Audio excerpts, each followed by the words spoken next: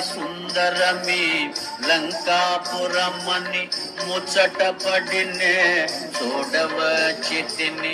ఈ మాత్రమునకు కోపమెందుకులే, పురముగాంచినే మరలిపోదులే అని నెమ్మదిగా పలుకగా విని అనిలాత్మజుని చులకనగా కొని లంకారాక్షసి కపికిశోరుని గర్జించి కసరి గద్దించి చరచను.